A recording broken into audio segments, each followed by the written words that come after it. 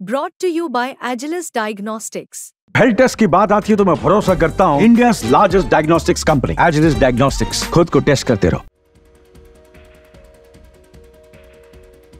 समय सबको अकल सिखा देता है, यही बात जर्मनी पर आज सटीक बैठती है। जर्मनी जिसने कभी भारत के साथ अपनी तकनीकी मदद देने में हिचकिचाहट दिखाई थी, अब भारत के पीछे पीछे भाग रहा। पहले जो जर्मनी भारत के जोरावर टैंक परियोजना में कोई रुचि नहीं दिखा रहा था, वही अब भारत को लाइसेंस के तहत इंजन देने के लिए तैयार है।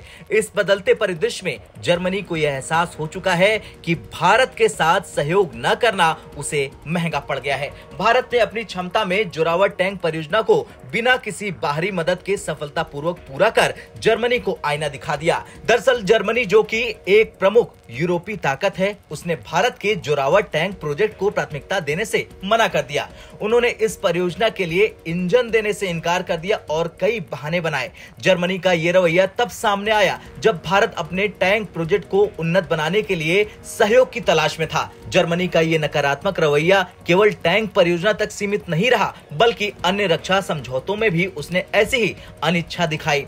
जर्मनी के इस नकारात्मक रुख के बावजूद भारत ने हार नहीं मानी। भारत ने जोरावर टैंक को अपनी स्वदेशी तकनीक से विकसित कर सफलता प्राप्त की और जर्मनी के इंजन की कमी को अपनी क्षमताओं से भर दिया। इस प्रयास ने भारत की स्वदेशी तकनीक को न केवल मजबूत किया, बल्कि ये भी दिखाया कि भारत अब आत्मनिर्भर बनने की दिशा में तेजी से आगे बढ़ रहा। भारत की इस क्षमता को देखकर जर्मनी को अपनी गलती का एहसास हुआ। जर्मनी ने देखा कि स्पेन, जिसने हाल ही में भारत के साथ कई बड़े रक्षा समझौते किए हैं, वो अब भारत के साथ मजबूत साझेदारी में है। इस बीच जर्मनी को यह समझ में आ गया कि भारत को नजरअंदाज करना उसकी एक बड़ी भूल थी। जर्मनी के चांसलर ओलाफ सोल्ज की भारत यात्रा के दौरान यह स्पष्ट हुआ कि जर्मनी ने भारत के साथ जो उपेक्षापूर्ण रवैया अपनाया, उससे उसे ज्यादा फायदा नहीं मिला। इसके विपरीत स्पेन ने इस अवसर का भरपूर फायदा उठाया और भारत के साथ एक मजबूत साझेदारी स्थापित की। अपनी गलती का एहसास होने पर अब जर्मनी ने भारत के साथ अपने संबंधों को सुधारने के लिए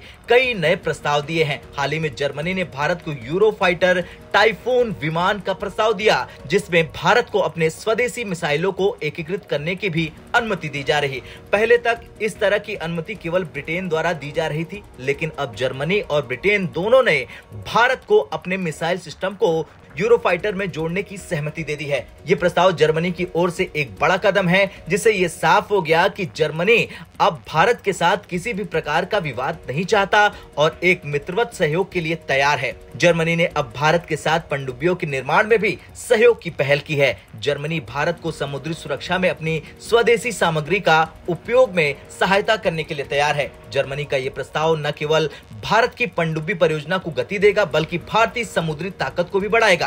जर्मनी की यह सहमति दिखाती है कि वो अब भारत को अधिक महत्व देने के लिए मजबूर हो गया है। खैर, कुछ भी हो, जर्मनी को अब यह एहसास हो चुका है कि भारत अब किसी भी देश के सामने झुकने वालों में से नहीं है और भारत ने अपनी ताकत से यह साबित कर दिया है कि वो खुद से अपने रक्षा और तकनीकी परियोजनाओं को सफलतापूर्वक पूरा कर सकता है। जर्मनी को अब ये डर सता रहा है कि अगर वो भारत का साथ नहीं देगा तो भारत खुद ही अपनी ताकत को बढ़ा लेगा और फिर स्पेन जैसे अन्य देश इस अवसर का फायदा उठाएंगे। इसी डर के चलते अब जर्मनी ने बड़े बड़े रक्षा और तकनीकी प्रस्ताव देकर भारत के साथ सहयोग करने की पेशकश की है। आपका क्या कुछ कहना है? जिस तरह से जर्मनी अब भारत के सामने झुकता हुआ नजर आ रहा, उसे लेकर कॉमेंट कर जरूर बताएं। ब्यूरो रिपोर्ट, भारत तक।